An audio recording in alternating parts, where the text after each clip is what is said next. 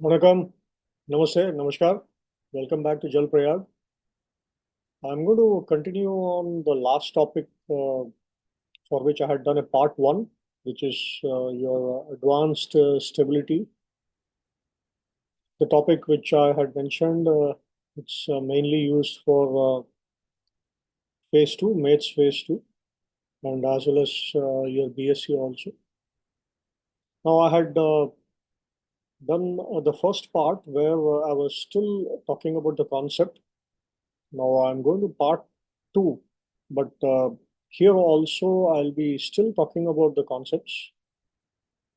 But at the same time, let me just proceed further also. I'm going to show you how a question can come with a few examples. I will not be able to do the exact calculation of SF and BM in this part also. I'll have to go for the next part because I want to show how different type of questions can come. The way the questions are posed, there are many ways, but I have chosen a few of them.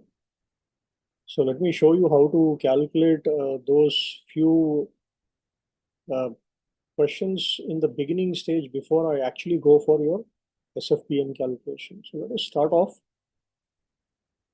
The types of beam and the weight which is to be dealt with. I'm going to give you a few examples of what type of beam and its own weight will come. Sometimes nothing is mentioned, just the beam with a length is mentioned, and they can give you the weight of that beam. For this, I should consider that it is a homogeneous. Obviously, homogeneous means the density distribution, it's uniform. So it will be considered as a straight uniform in construction as well as your cross section also. So this is the first case of the beam that can come. The second case of beam that can come is light beam. That means the beam's weight is negligible, so I'm not going to take into consideration for problem solution. The third type is a concentrated load. That means I'm trying to give you some heavy load and which is highly concentrated at one point. So I will have to take only that particular point. The whole force will be acting only on that point. I can give you a uniform load also.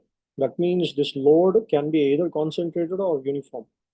Uniform is somewhat similar to point number one. That means that load itself is homogeneous and the density distribution and the weight distribution within that load is also uniform. So these are the four types of cases that can come to you in your question. Before I go to the actual, I'll just quickly show you what kind of concept is used on a vessel, which we are not going to do because I'm going to stick only on beam. So if you look at this picture, they want to know what is the load. Now, what do you mean by load? Load is nothing but, in a simple terms, I can call it algebraic sum of the weight which is acting downwards to the weight or the forces, I'm sorry, not the weight, the forces which is acting on the upward direction, which is called your buoyancy. So when you do an algebraic sum, the residual or the resultant, whatever the force is remaining, it might be either in the downward side or the upward side, depending on which one is greater. And that is what is the load. And that is the force I will use to calculate your SF and BM in normal box-shaped vessel or a ship-shaped vessel. Anyway, we are not going to box or ship shape. We are sticking on to only the simple beam. This is just to show you the concept. Before I go further, let us quickly look at the units of SFBM. What kind of units will I do? For that, I'll have to go back to the simple physics formula of force, which is your mass into acceleration. On a simple term, in the basics, I can call mass unit as a kilogram, acceleration unit as meters per second square. Then I can calculate the force in newtons. So how it is defined, I'm just showing you a small picture, which means that if I have a mass of 1 kilogram and I push it with an acceleration of 1 meters per second square, that means the force is 1 Newton. That is what is the definition of a Newton. But The weight, which normally what we have, if you remember, it is always acting downwards toward the center of the earth. So that means force of gravity is coming. So acceleration due to gravity is 9.81 meters per second square. So in this particular case, if I want to calculate for this mass of 1 kilogram, you can see the gravitational force on mass of 1 kg is 9.81 newtons. So it is the same formula which we have done. Now we'll be using this newtons very prominently in all the questions, but you can have slight difference also. But if you really look into a ship, kilogram is very, very small unit. So that is why we'll use in tons if it is a ship, particularly box ship vessel or something. And the unit of force might be in kilonewtons. So this is what you might come across. Let us look at this actions and reactions. Let us see what is the concept of that. I'm assuming a beam of weight 50 newtons. Now, since it is just written beam weight 50 newtons, for me it is very obvious that if I keep this beam on a simply supported principle like this, I have to consider it homogeneous, which means that the weight can be considered to act at the COG of that particular beam. So obviously COG is going to be exactly in the middle because it's a uniform distribution. This will be the 50 newtons. And if you see this whole 50 newtons is supported by only 2 points, which is called simply supported. That means I will have reactions from these 2 points. And these two reactions, since they are equally placed and they are symmetrical, you can very easily say that is half of it. So that means I have a 25 Newton reaction here and a 25 Newton reaction here. So you should realize what I've done is right now I've showed you the actions and reactions which are involved in a beam. And you can again make out from this diagram, the action was 50 Newton. Please remember the total reaction is also 50, but it is being distributed because it is supported at 2 points. So again, a simple principle, action is equal to reaction. Okay. The same principle can be represented in a slightly different way, which you might get as a question. Instead of giving you simply supported, I can hang this beam exactly similarly with two wires. This is somewhat like a jhula or where you sit down and you enjoy. So that is what is a swing. So I can call it a swing also. This is what somewhat is a swing principle. If you ask me, swing principle is exactly the same. If the swing is hung by two chains or wires on your ceiling, this is what is happening. The question can be solved very similar. Exactly same as far as physics is concerned is very, very similar. Okay. So this is also taking a load of 25 newtons. So the hooks on your ceiling will be taking a load of 25 newtons each. Okay. I might be coming across or I might be giving you different values just to give you more examples. So please don't bother about the values what I'm taking. It is only to tell you how things can change with different values. So let me take the first example. This particular question, I told you it's 15 newtons, so it is homogeneous. Please remember, once I finish this action reaction part, which I've just now finished, the next step for me to go towards is your SFBM calculation. So for you, if you want to do SFBM calculation, I need to distribute this homogeneous weight wherever it is into equal parts. So let me take an example of 10 meters. I will not stick to 10 meters. I will go even more or 12 or something. If I say 10 meters and the total mass is 50 newtons, then that means I can say that I have a distributed weight of 5 Newton each for 1 meter frame. Let us say I have a frame of 1 meters. I'll be showing you later on how the frames are named also. We'll see that. So that means if I have two frames and the total length between them is 1 meter, I have a total 5 Newton coming out of that frame. So I've shown you with this hollow brown color arrows because the brown is representing the beam. So I've given you like that. So it is similar here also. And each of this arrow measures 5 newtons. Please remember each of the arrow. That means I have all 5 into 10. That is what is. So this is one example. Okay. Let me just change over to a little bit different scenario. In the same or similar condition, I'm going to add a concentrated load. So let me add a concentrated load here, somewhere here, doesn't matter where. Okay. This concentrated load is going to be in addition to the beam weight. We already know beam weight is 50 Newton. Let us say I'm adding 100 Newton of concentrated load. So the total force will be 150 Newtons. This 150 Newtons has to be shared between that simply supported points or the two wires which are hanging your swing from the ceiling. But there is a small catch. The reactions now will not be the same. Why? Because it is shifted to one side. It is not exactly at the center.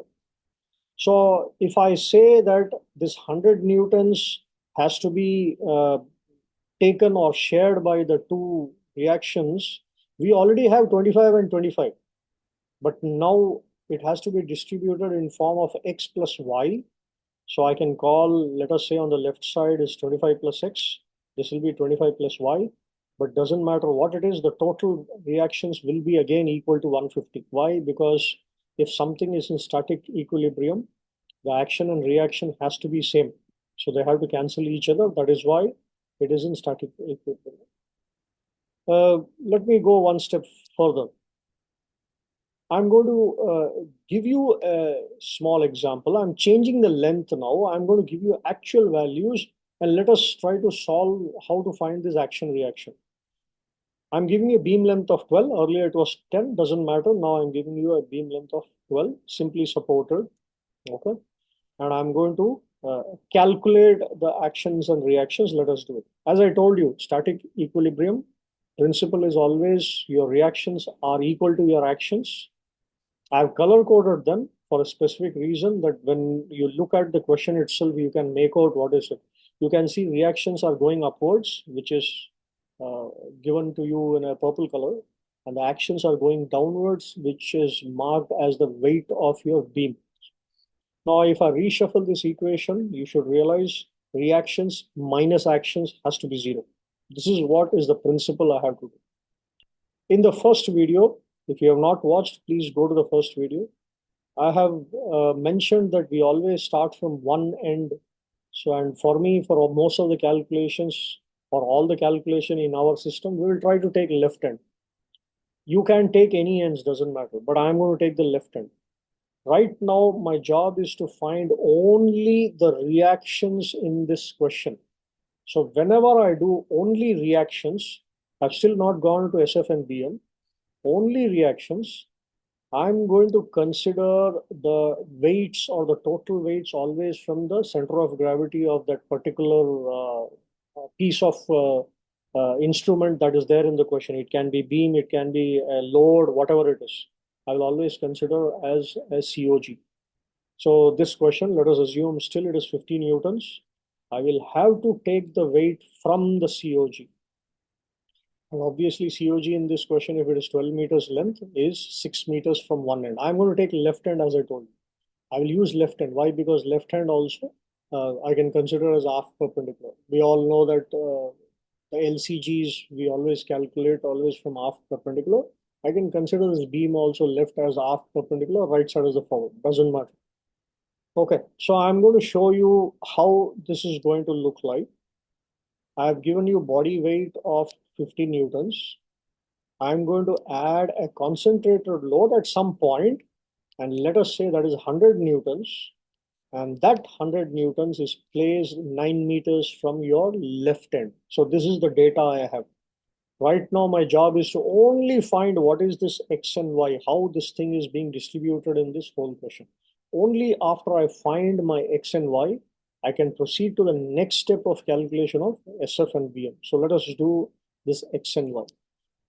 Please remember again, I'm going to use action is equal to reactions.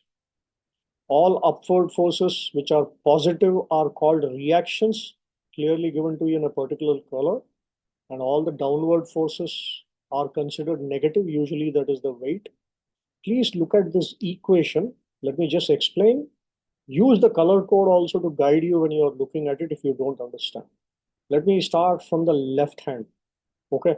I have a value of reaction or the force which is on the upward direction, which is positive, which is called X, but there is no lever associated with that because I'm starting from the aft perpendicular. That is why I marked 0x. That value will become 0. Then I'm going to take the next reaction only. Left side of this equation is completely reaction, right side is your action. If you see, if I consider left side, the leftmost side, your reaction is X, the total weight of the body was 150 newtons. So that means in the Y, it has to be 150 minus X. So you can see in the equation, I've used 150 minus X. But what is the lever? The lever from left-hand side to the right-hand side extreme is 12 meters. That is the length. So I've marked that. Now let us come to the right side of the equation. I have a center of gravity, the force or the weight of the body acting from center of gravity, which is 6 meters from the left hand. So 6 into 50. Then I have one more concentrated load, which is 100 tons and which is placed 9 meters for the left hand. So I'm going to simplify this. All I'm going to do is simplify, calculate X. X comes as 50 newtons.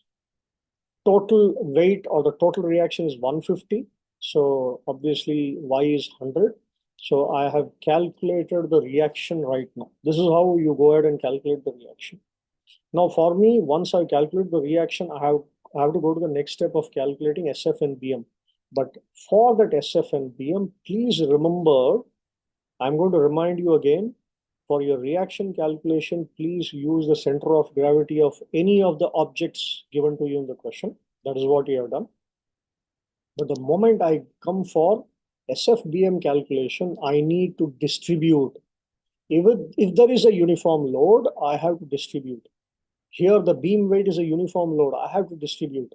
But the concentrated weight is not distributed. It is exactly acting at one point. I'm going to leave it like that.